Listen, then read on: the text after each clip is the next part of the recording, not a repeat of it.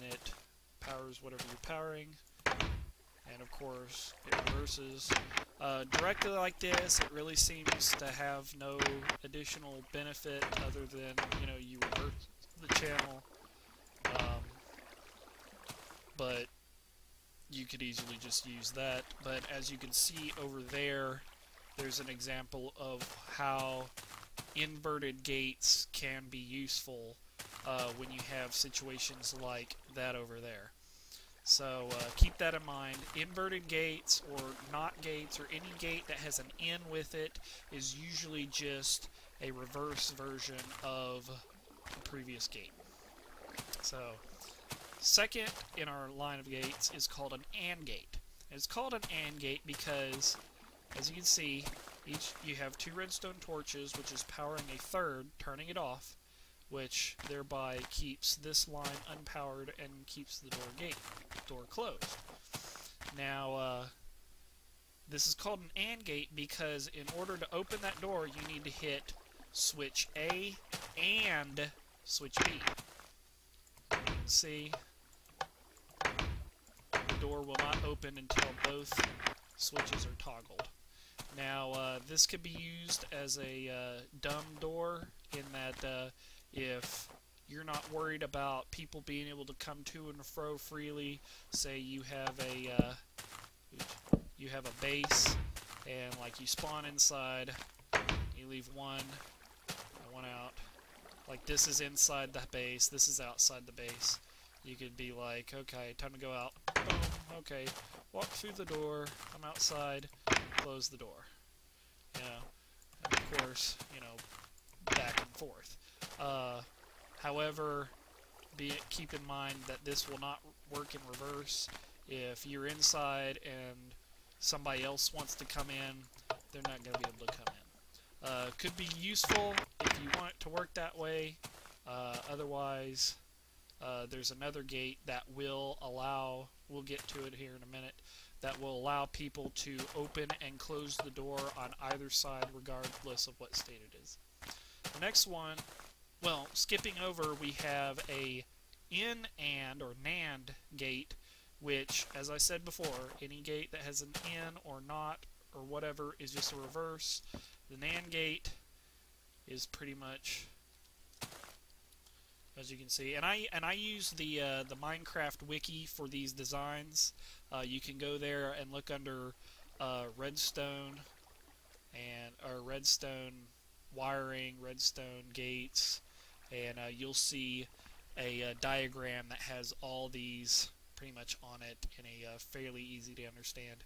So the AND gate pretty much just replaces redstone torch with a line, and it just works the same way, just in reverse. Next we have an OR gate, in that this, you have a direct line to the block, and it is a lever A or lever B. Again, it doesn't work. You could use this easily in the same manner as, you know, an input out a door for your house that can't be gotten in on the outside once you're inside. But it's up to you if you like that or not. And of course, it's inverse, the NOR gate. You know, same concept, same idea. It's powering, and when you hit a switch, it turns it off and closes it. Next, we have the XOR gate, which I call the either switch opener. This is a little bit more complicated, and I did an example of it over there, hidden, sort of. But this one's a little bit more complicated looking. But this is the mechanic that pretty much, and feel free as you're going through these, if you want to create these yourself, to pause at any moment while I'm going over them, to pause and create them yourself. But this mechanic switch allows you to open the door and close it inside or out. So you could be inside your base, go through the door, close it once you're outside, and let's say somebody else who is inside your base spawns inside. He needs to get out, flips the switch, goes out the door, closes it. So as you can see, either switch will open and close the door. Works great. I like it. And of course it has its inverse, which is called an XNOR gate, which is a little bit different, but it works the same way, just in reverse. But probably doesn't mean that much to you. It's probably just easier to use the regular or XOR gate. And here's a little idea of how you could put it underneath a house.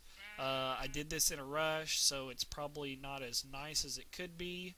I did it in glass blocks so you could see where everything is. You can see the XOR gate is right there where it is, and I just extended the line circuitry with some repeaters to continue the circuit to switches on the inside and outside.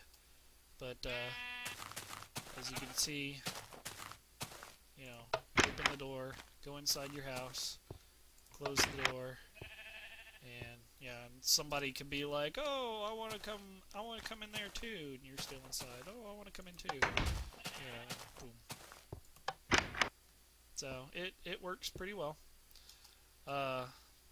Next on the list is next we get into pulsars and repeaters, things that can create pulses of power, and for things like you saw the conveyor belt piston elevator that I did, it used one of these.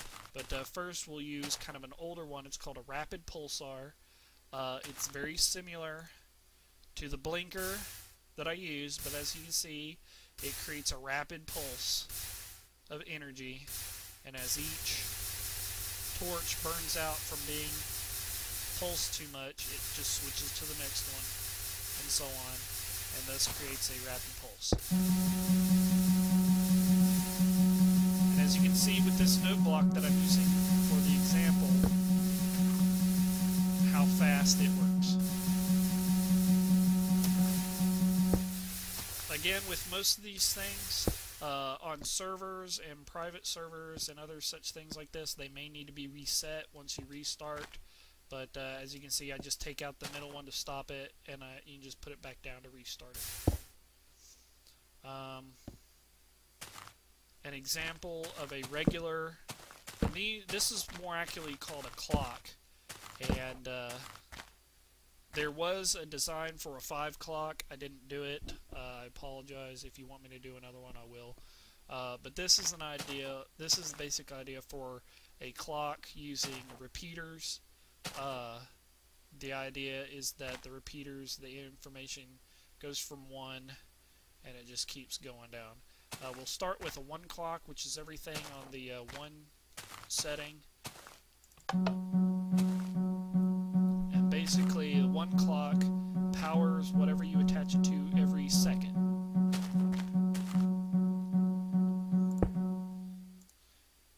If you do it, you can do a 2 clock, which will do it every 2 seconds.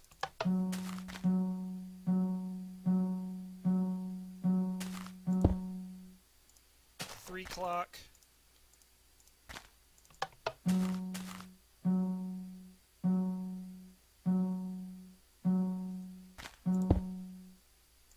And of course, 4 clock. And you want to do these all at the same time, because if you get it off, I mean, you could probably vary it a little bit by having some of them at different settings, but if you vary it too much, eventually the power will catch up with it, and you'll have a full clock, which I'll show you that here in a minute. Here's the 4 clock.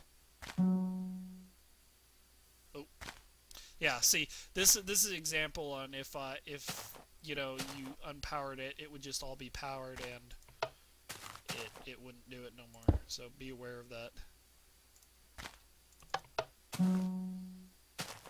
Here's the 4 clock. And of course the 5 clock, which doesn't use repeaters, obviously would power whatever you attach it to every 5 seconds. And continuing with what was on the website, we have here what I'm calling the old school repeater. This was pretty much what was used before they added these repeaters, and that you have a torch, a line, a block, a torch, and the more blocks with torches you did, the longer it took for the door to open. This would probably be a 1.5 tick, or a half tick. It doesn't really do it that fast, or it doesn't really slow it down by much. Let's see if I can lengthen the process any.